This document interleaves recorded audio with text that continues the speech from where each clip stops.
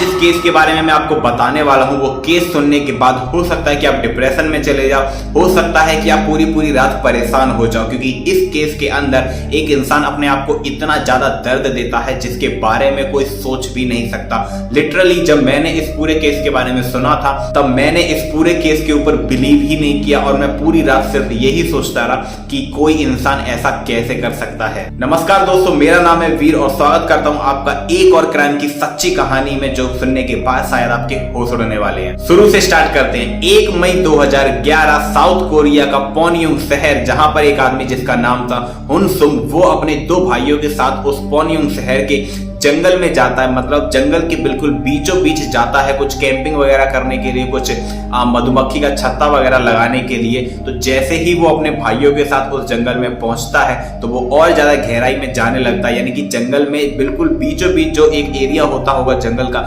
वहां पर जाकर जैसे वो पहुंचते हैं तो उनके सामने उनको दिखती है 3 क्रॉस। आपने देखे होंगे जो क्रिश्चियन समुदाय के अंदर जो जीसस वाला साइन होता है, बेसिकली उस तरीके के क्रॉस उनको सामने अपनी आंखों के दिखते हैं और वो देखकर उनकी इतनी ज्यादा हवा खराब हो जाती है, इतना ज्यादा वो डर जाते हैं कि उन 3 लोगों में से 2 लोग फौरन वहां से भाग जाते हैं। क्यों भाग जाते हैं अब मैं आपको वो रीजन बताता हूँ। वहां पर उन्हें बेसिकली 3 क्रॉस मिलते हैं। एक क्रॉस काफी ज्यादा बड़ा होता है और 2 छोटे छोटे क्रॉस होते हैं जो उस बड़े क्रॉस के अगल बगल में लगे होते हैं। लेकिन ये कोई साधारण क्रॉस नहीं होते हैं, क्योंकि जो बड़ा वाला क्रॉस होता है जो बीच में लगा होता है उस पे लटका होता है एक इंसान जिसकी बॉडी से इतना ज्यादा खून निकल रहा होता है कि उस क्रॉस के आसपास की पूरी मिट्टी लाल हो चुकी होती है। और यही सीन देखने की वजह से वो लोग इतना ज्यादा डर जाते हैं कि उनमें से 2 लोग तो फौरन ही वहां से भाग जाते हैं। तभी उनमें से जो तीसरा इंसान वहां पर खड़े होकर उस पूरे एरिया को, उस पूरे सीन को देख रहा होता है, वो जैसे तैसे करके अपने जेब से फोन निकालता है और तुरंत ही इमरजेंसी नंबर पे कॉल लगा देता है और उनको पूरी डिटेल देता है कि किस तरीके से किस लोकेशन पे क्या सीन इस वक्त वो खड़ा होकर देख रहा है। पुलिस को भी सबसे पहले इस चीज पर बिल्कुल भी विश्वास नहीं होता, लेकिन ऑब्वियसली अगर किसी ने कॉल किया है तो पुलिस की जिम्मेदारी बनती है उस जगह जाकर उस जगह को चेक करने की। पुलिस जैसे ही वहां पर पहुंचती है तो पुलिस के सामने भी सेम सीन वहां पर दिखाई दे रहा होता है और इसी के साथ साथ उसी क्रॉस से थोड़ी दूर पुलिस को एक गाड़ी भी खड़ी हुई दिखाई देती है। जैसे ही पुलिस वहां पर पहुंचती है तो पुलिस धीरे धीरे करके सब चीजों को एक तरीके से एनालाइज करना स्टार्ट कर देती है और फिर पुलिस एक सबूत जो भी उन्हें वहां पर मिलते हैं, क्योंकि उन्हें वहां पर बहुत सारी चीजें मिलती हैं, हथौड़े, कीलें, रस्सियां, आरी, कुल्हाड़ी, जितनी भी सारी चीजें उन्हें वहां पर मिलती हैं वो हर एक चीज को एग्जामिन करने के देखने लगते हैं, उनको एक तरीके से सबूत के तौर पर इकट्ठा करना चालू कर देते हैं। फिर जब वो उस गाड़ी के पास जाते हैं तो गाड़ी को भी ऑब्वियसली उसका लॉक खुला हुआ था तो उस गाड़ी को खोलते हैं, उसके अंदर पूरा सामान चेक करते हैं, उसकी डिग्गी चेक करते हैं। डिग्गी में भी वो सारे सामान थे जिसकी वजह से किसी भी इंसान को इस तरीके की चोट पहुंचाई जा सकती है जिस तरीके की चोट पुलिस वाले इस वक्त अपने सामने देख रहे थे। उसके बाद सभी पुलिस वाले एक करके उस पूरी बॉडी को जो कि उस क्रॉस के ऊपर लटक रही थी उसको एनालाइज करना चालू करते हैं और वो बॉडी इतनी ज्यादा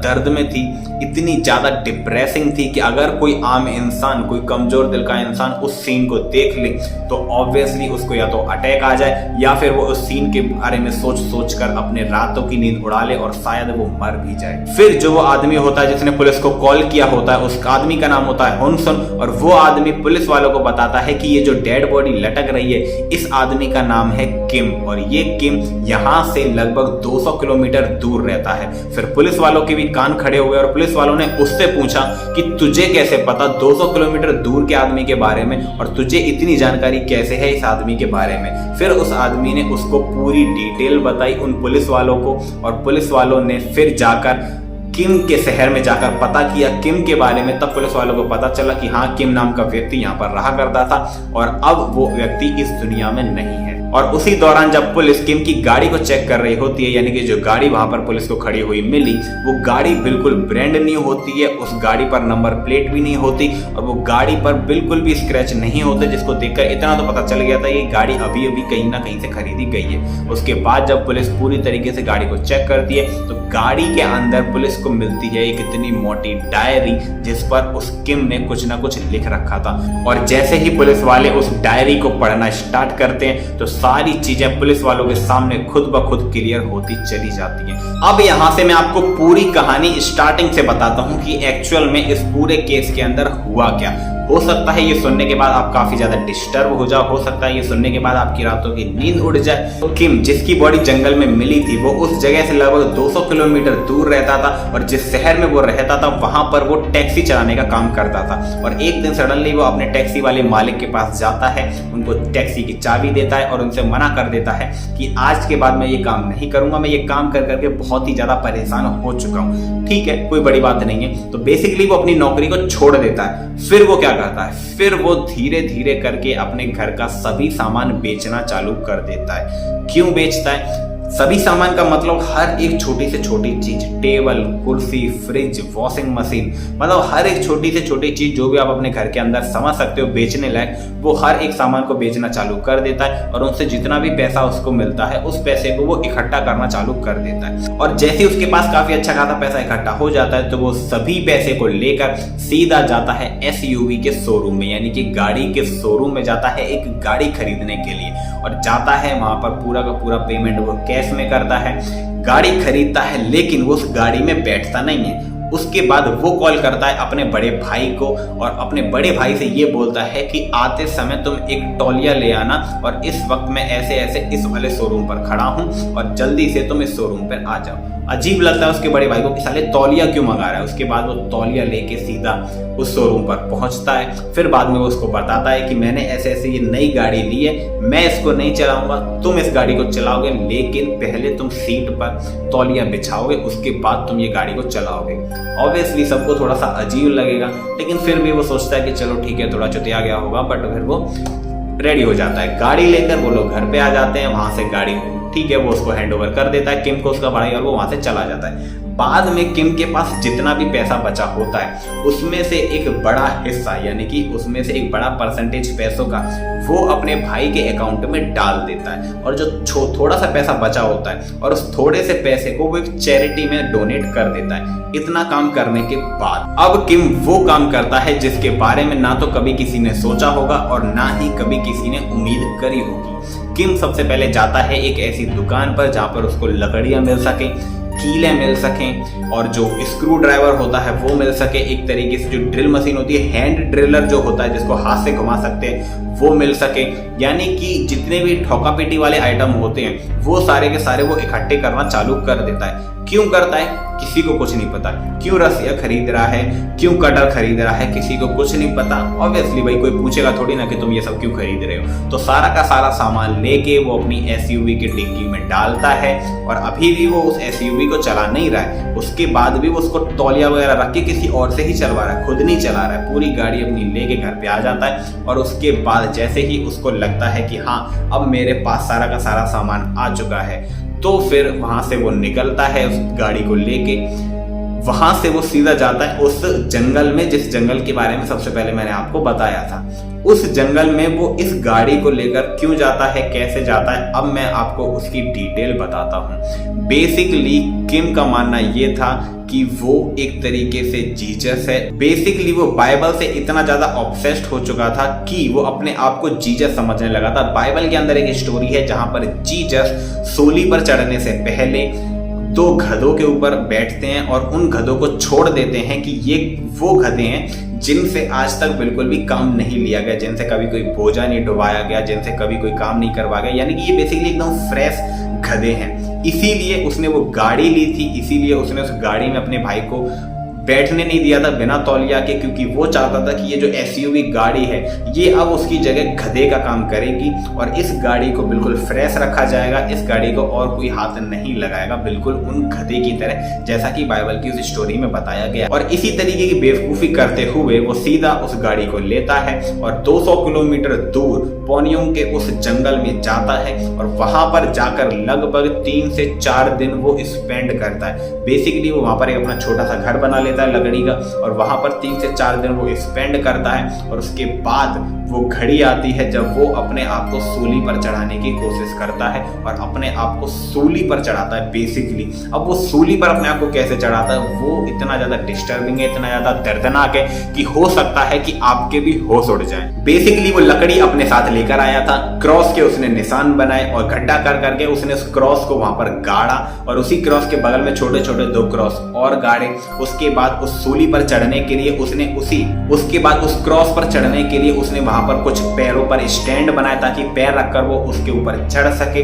और फिर जो वो करता है वो सुनकर तो मतलब मेरा भी दिमाग खराब हो गया, क्योंकि जैसे ही जिस सपोर्ट से वो उस क्रॉस के ऊपर चढ़ा था उसी सपोर्ट पर पैर रखकर वो एक कील लेता है, बड़ी सी जो कील आती है 6 इंच 7 इंच की, उस टाइप की कील लेता है और हथौड़े से उस कील को उस सपोर्ट पे मारना चालू कर देता है। लेकिन इस वक्त उसका पैर उसकी कील और उस सपोर्ट के बीच में है, यानी कि वो बेसिकली कील को अपने पैर के आर पार कर रहा है, ठोक ठोक कर, वो भी अपने हाथों से।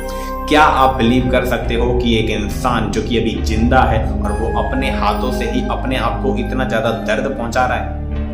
नहीं कर पाओगे, क्योंकि ऑब्वियसली ये एक्सट्रीम लेवल का पागलपन है, लेकिन वो ऐसा करता है। और इसी तरीके से सेम चीज वो दूसरे पैर में भी करता है और दोनों पैर में अब वो अपने हाथों से ही 6-6, 7-7 इंच की कीलों को ठोंक देता है, जो कि अब उसके पैर को आर पार कर चुके होते हैं और ऑब्वियसली उसके पैरों से बहुत ज्यादा खून निकलना चालू हो जाता है। उसके बाद वो जैसे तैसे करके अपनी कमर को उस क्रॉस से बांधता है ताकि उसकी बॉडी के वेट से वो नीचे की तरफ ना गिर पड़े, क्योंकि पैर अब उसके ठुक चुके हैं और अगर अब उसकी बॉडी गिरी तो उसके लिए संभलना काफी ज्यादा मुश्किल हो जाएगा। इसीलिए वो जैसे तैसे करके अपनी बॉडी को उससे बांधता है। उसके बाद जो कटर होता है, कटर से वो अपने पेट पर लगभग इतना बड़ा निशान बनाता है। निशान मतलब गहराई में अपने पेट को काटता है, जैसा कि जीसस के सूली वाले सीन में दिखाया गया है। और लिटरली वो अपने हाथों से अपने पेट को काट रहा होता है और उसको इतना तो पता था कि जैसे ही मैं अपने पेट को काटूंगा तो मेरी बॉडी से बहुत तेजी से खून निकलेगा और जैसे ही खून पूरा निकल जाएगा मेरी ऑलमोस्ट डेथ हो जाएगी, फिर मैं अपने आप को सूली पर नहीं चढ़ा पाऊंगा। इसका मतलब मुझे जो भी करना है वो बहुत जल्दी करना है, बहुत तेजी से करना है। और वो बेवकूफ़ इंसान अपने हाथों से अपने पेट को काटता है और जैसे ही वो पेट को काटता है तो उसकी पूरी बॉडी से खून निकलना चालू हो जाता है। और ये सीन इतना ज़्यादा डिस्टर्बिंग है कि ऑब्वियसली आपका भी दिमाग खराब हो रहा होगा कि वो पागल अपने साथ क्या कर रहा था। उसके बाद वो एक रस्सी इस तरीके की उस क्रॉस में टांगता है जिसमें वो अपनी गर्दन को फंसा सके, ताकि जब वो पूरी तरीके से सूली पर चढ़ जाए तो जब उसकी बॉडी आगे की तरफ गिरे तो वो आगे की तरफ ना गिर पाए, बल्कि उसकी गर्दन में वो रस्सी अटक जाए, वो कांटा अटक जाए, ताकि वो आगे की तरफ ना गिर पाए। उसकी बॉडी का पूरा वजन वो जो रस्सी है जो यहाँ पर फंसेगी वो झेल ले। और जैसे तैसे करके वो रस्सी को बांध लेता है, उस क्रॉस के ऊपर उस कांटे को अटका लेता है और अपनी गर्दन उसमें फंसा लेता है ताकि उसकी बॉडी पूरी तरीके से उसमें अटक जाए। और इसी के साथ जब उसने वो क्रॉस को गाड़ा था तो उसी क्रॉस में उसने पहले से ही 2 कीलें गाड़ रखी थी, यानी कि जहां पर वो अपने हाथों को अटका सके। फिर वो अपने हाथ चेक करता है कि क्या उसके हाथ उस कीलों तक पहुंच रहे हैं, तो वो देखता है कि हाँ पहुंच रहे हैं। और उसके बाद जो वो करता है ना, मतलब हद ही हो गई यार, हाथ लेता है, हैंड जो ड्रिलर होता है, एक हैंड ड्रिलर आपने देखा होगा, उसको इस तरीके से लकड़ी वगैरह में गाड़ते हैं और हाथों से उस ड्रिलर को घुमाने की कोशिश करते हैं ताकि उसमें छेद हो जाए। वो उस ड्रिलर से उस हाथ में, अपने खुद के हाथ में इस तरीके से उसको गाड़ कर उसमें छेद कर रहा होता है ताकि वो अपने उस हाथ को उस कील में अटका सके।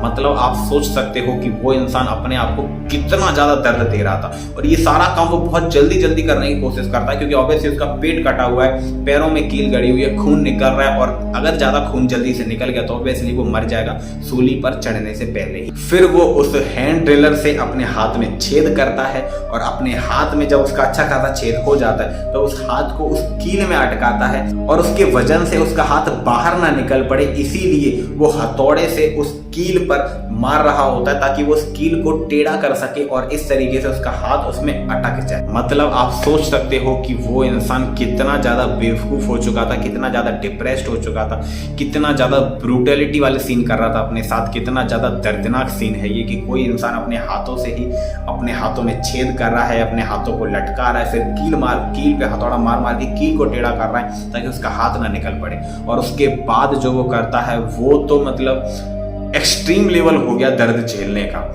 एक हाथ उसका लटक चुका है, अब उसे दूसरा हाथ भी अटकाना है। अब एक हाथ तो पहले से ही अटका हुआ है, दूसरा हाथ अटका नहीं सकता, उसमें छेद वो कैसे करे, क्योंकि ऑब्वियसली 2 ही हाथ होते हैं इंसान के पास। फिर वो क्या करता है, उसमें कील ऑलरेडी गड़ी होती है उस क्रॉस के अंदर, फिर वो जोर जोर से अपना हाथ उस कील में मारना चालू कर देता है, यानी कि वो इधर से या इधर से पता नहीं किस साइड से अपने हाथ को उस कील में मारना चालू कर देता है, ताकि एक टाइम बाद उस कील की वजह से उसके हाथ में छेद हो जाए और वो कील अपने आप ही उसके हाथ से बाहर निकल पड़े।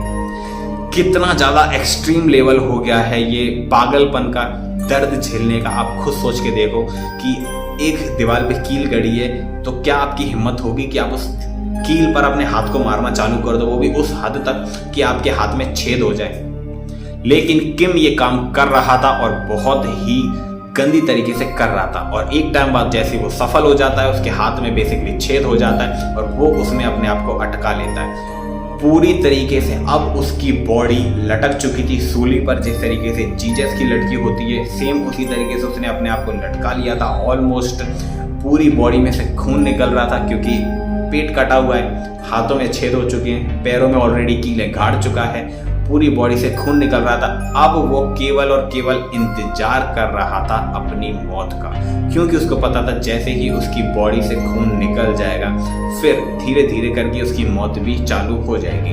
अब आप लोग खुद सोच के देखो कि इतनी स्लो मौत का इंतजार कर रहा था एक ऐसा इंसान जिसने अभी अभी अपने आप को सूली पर चढ़ाया है। और ये चीज़ इतना ज़्यादा डिप्रेसिंग है। अगर आप लोग रात में इस वीडियो को देख रहे हो तो मुझे पता है कि कहीं ना कहीं आप इमेजिन भी कर रहे होगे और आपको डर भी लग रहा होगा, और लगना भी चाहिए, क्योंकि यार ये बहुत ही ज़्यादा ब्रूटैलिटी है, वो भी अपने खुद के साथ। और मेरे हिसाब से दुनिया की सबसे दर्दनाक आत्महत्याओं में से ये एक थी, क्योंकि इतना ज़्यादा दर्द कोई कैसे झेल सकता है, लेकिन उसने झेला। डॉक्टर ने जब उसका पोस्टमार्टम किया तो काफ़ी सवाल ये भी खड़े हुए कि हो सकता है उसने अपनी बॉडी को सुन्न कर लिया हो इंजेक्शन वगैरह लगा के, ताकि मतलब उसको दर्द महसूस ना हो, कुछ ऐसी टैबलेट खा ली हो।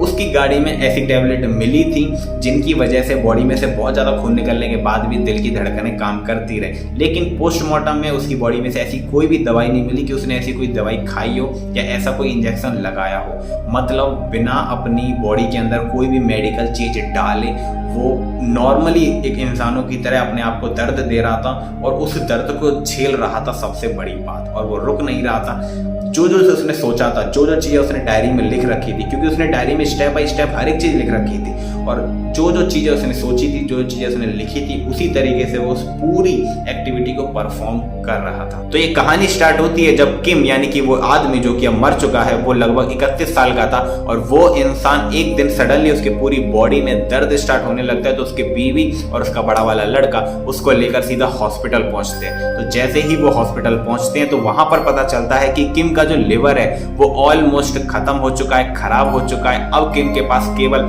20% लिवर बचा है, जिसके सहारे किम की जिंदगी अब नहीं चल सकती। अगर किम को और ज्यादा जीना है तो उनको किसी डोनर की जरूरत है, यानी कि कोई ऐसा इंसान जो किम को अपना लिवर काट के दे दे और पुलिस उसको किम के शरीर में डाल दे, ताकि किम जिंदा रह सके।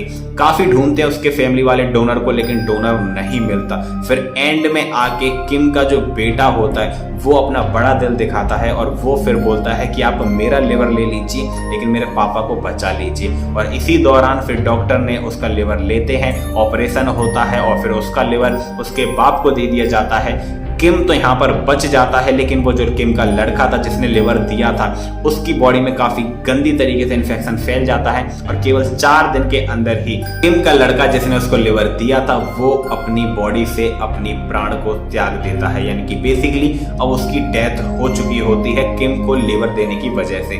अब किम तो जिंदा बच गया था, तो अब पूरी फैमिली में किम और किम की बीवी रह गई थी। लेकिन यही चीज एक तरीके से नेगेटिव वे में स्टार्ट हो गई, क्योंकि किम की जो वाइफ थी वो किम से फिर लड़ना स्टार्ट हो जाती है कि तुम्हारी वजह से मेरे बच्चे की जान चली गई। इस तरीके से इनमें रोजाना लड़ाइयाँ होने लगती हैं, जिसकी वजह से एक टाइम बाद किम अपनी बीवी से इतना ज्यादा परेशान हो जाता है कि लगभग 2001 में वो अपनी बीवी को डिवोर्स दे देता है और वो उससे अलग हो जाता है। अब बीवी चली गई, लौंडा चला गया, अब वो पूरी तरीके से डिप्रेशन में जाने की स्थिति में। क्यों? क्योंकि अब वो अकेला पड़ चुका है और उसके लिए अब कोई सहारा ही नहीं है। इसीलिए फिर वो इंटरनेट वगैरह पे सर्च करने लगता है, लोगों से मिलना स्टार्ट करता है ताकि उसकी जिंदगी में कोई तो ऐसा इंसान आए जिसके सहारे वो अपनी बची कुची जिंदगी काट सके।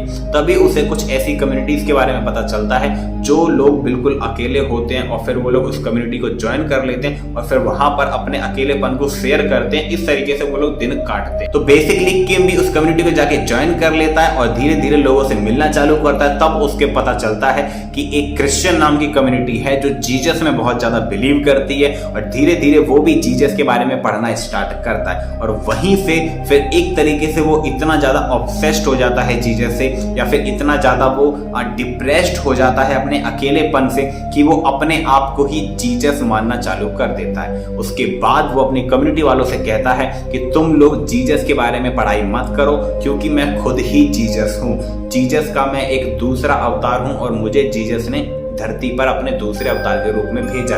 ऑब्वियसली ये चीज अगर कोई आम इंसान सुनेगा तो वो उसके ऊपर हंसने लगेगा। लोग उसके ऊपर हंसना चालू हो गए और लेकिन वो इस चीज को लेकर काफी ज्यादा सीरियस था और उसी कम्युनिटी का हिस्सा था वो हुन सुन, जिसने सबसे पहले किम की बॉडी को देखा था और पुलिस को उसने कॉल करके बताया था कि इस तरीके से यहाँ पर एक डेड बॉडी मौजूद है। और हुन सुन ने बताया कि जब मैंने उसकी ये सारी बातें सुनी तो मुझे उसके अंदर इंटरेस्ट जगा और मैं उससे मिलने के लिए उत्साहित हो गया। यानी कि बेसिकली इंटरेस्ट जगने का मतलब कि वो चाहता था कि यार ये कैसा बेवकूफ इंसान है जो अपने आप को जीसस बता रहा है, तो वो उससे मिलना चाहता था। तो उसके बाद फिर वो उससे 2008 में मिला भी और उस वक्त भी किम ने हुन सुन से यही बात बोली कि मैं खुद जीसस हूँ और मैं आगे चल के भगवान बनने वाला हूँ, इसीलिए तुम लोग जीसस को छोड़ के अब मेरी पूजा करना स्टार्ट कर दो। तो बेसिकली हुन सुन ने भी उसको सीरियस नहीं लिया और बाद में हुन सुन भी वहां से चला आया। लेकिन ये किसी को नहीं पता था कि किम इतना ज्यादा सीरियस था कि वो अपने साथ इतना कुछ कर लेगा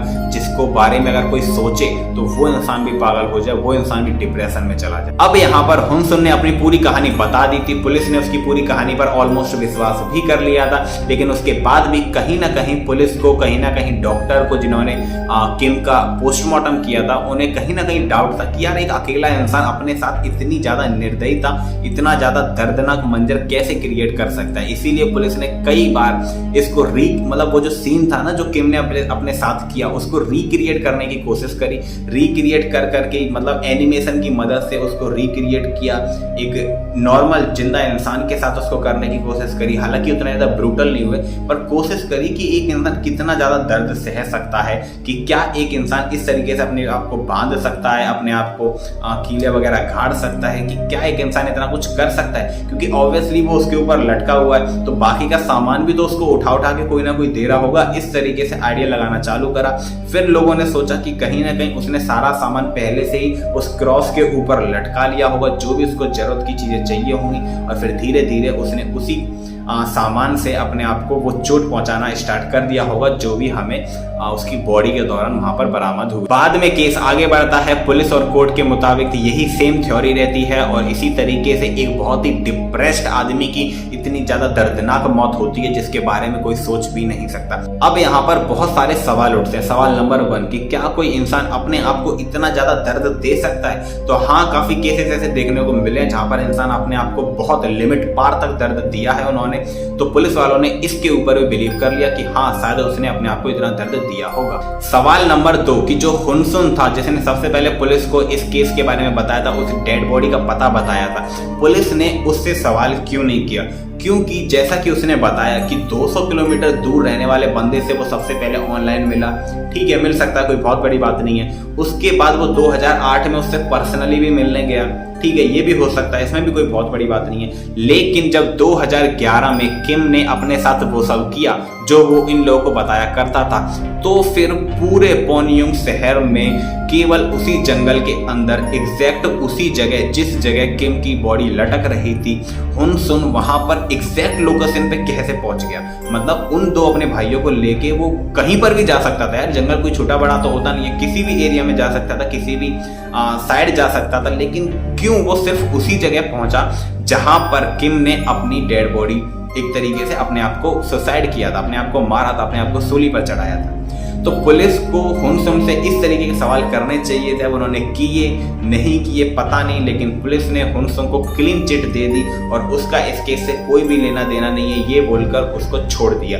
लेकिन ये चीज़ कहीं ना कहीं बहुत बड़ा डाउट क्रिएट करते हैं, क्योंकि देखो ये कोई कोइंसिडेंस नहीं हो सकता कि पूरे शहर में केवल उसी पर्टिकुलर जगह तुम कैसे कैंपिंग के लिए जा सकते हो, कैसे किसी काम के लिए जा सकते हो जिस जगह उस इंसान की बॉडी लटक रही है, जिस इंसान को तुम जानते हो। फिलहाल इस केस का अपडेट यही है कि ये केस पूरी तरीके से सॉल्व हो चुका है, पूरी तरीके से इसको क्लोज कर दिया गया है और अब इस केस के बारे में कोई भी सवाल उठाने वाला नहीं है, क्योंकि ऑब्वियसली किम की फैमिली में भी कोई नहीं है और ये केस जो भी सबूत मिले उनसे यही साबित होता है कि किम ने अपने साथ खुद वो सब किया है जो चीजें हमें वहां पर देखने को मिली। अब पूरी कहानी सुनने के बाद मैं आप लोगों से पूछना चाहता हूं कि आप लोगों के मन में क्या क्या डाउट आ रहे हैं, आप लोगों के मन में क्या क्या क्वेश्चन आ रहे हैं। आपको क्या लगता है कि क्या कोई इंसान अपने साथ इतनी ज्यादा ब्रूटैलिटी दिखा सकता है, अपने आप को इतना ज्यादा दर्द दे सकता है? आपके मन में जो भी सवाल है प्लीज वो कमेंट बॉक्स में पूछना। मेरे को अगर उन सवालों का आंसर पता होगा तो उनका जवाब जरूर दूंगा। बाकी मिलते हैं अगली वीडियो में, तब तक के लिए स्टे सेफ, स्टे हेल्दी। जय हिंद।